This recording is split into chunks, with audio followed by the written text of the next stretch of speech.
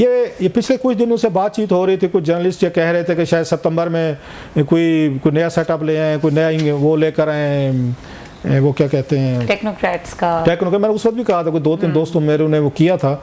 मैं कह कोई रैशनल बुनियादों पे भी चीज़ें देखा करें। इस वक्त मुल्क को स्टेबिलिटी की ज़रूरत है, और इससे बेहतर उनको पॉलिटिकल सपोर्ट कौन देगा? हाइब्रिड जो बना हो, शहबाज शरीफ साहब जो, इनसे बेहतर वज़ीर आज़म कौन उनको मिलेगा? मतलब इतनी तारीफ़ें, मैं चला खुशामद का लफ्ज़ नहीं कहता, इतनी तारीफ़ें तो किसी कोई आज तक वज़ीर आज़म ने आर्मी चीफ को बिठा के अपने साथ नहीं की जितनी शहबाज शरीफ कर चुके हैं। इनसे बेहतर टेक्नोक्रेट कौन मिलेगा जो बात नहीं करता, जो आधा घंटा तकरीर में, मतलब अगर 40 मिनट की तकरीर है, 39 मिनट वो आर्मी चीफ की वो तारीफ करते, तो आर्मी चीफ उसको क्यों हटाएगा कि आप हट जाएं और मैं उनको लेकर आना चाहता हूं कुछ और लोगों को? साहब, आप जो बात इससे पहले कर रहे हैं कि आर्मी चीफ अपने आप को जब इस तरह से एक्सपोज करते हैं, ओनरशिप ले लेते हैं चीजों की, तो फिर क्रिटिसिज्म भी उन पे होता है और sitting prime minister, sitting government पे नहीं होता।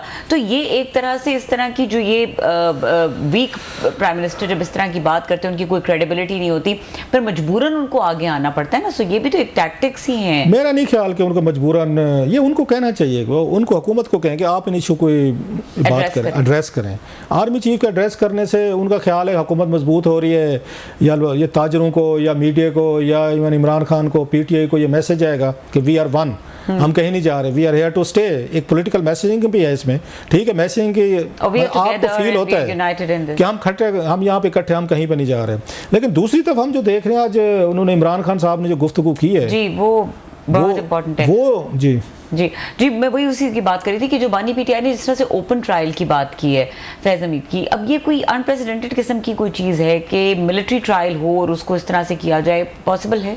इमरान खान साहब को 2-3 चीज़ों का पता है। साहब वज़ीर आज़म रहे हैं, बहुत सारे उनके माजी में जर्नलों से या उनके DG ISI, मैं तो बताया उनका फ़ैन क्लब था पूरा, मतलब जनाब हमीद गुल साहब उनके बहुत बड़े फ़ैन थे, जनाब मुशर्रफ साहब उनके फ़ैन थे।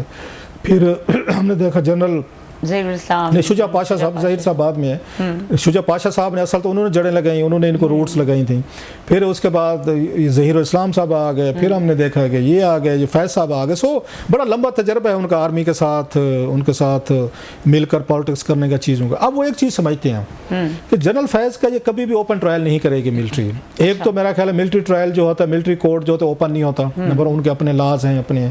दूसरा ये है कि उन्हें इस बात का अंदाज़ा है कि वो जनरल फैज़ को कभी भी पब्लिक में नहीं लाएंगे कि again he can say anything media की मौजूदगी में। पहले इमरान खान साहब को वो एक फैसिलिटी मिली हुई है मीडिया की कि रोज़ाना की बुनियादों पर बातें करते हैं, रोज़ाना स्टेटमेंट देते हैं, जो अदालत ने उनको फैसिलिटी दी हुई है।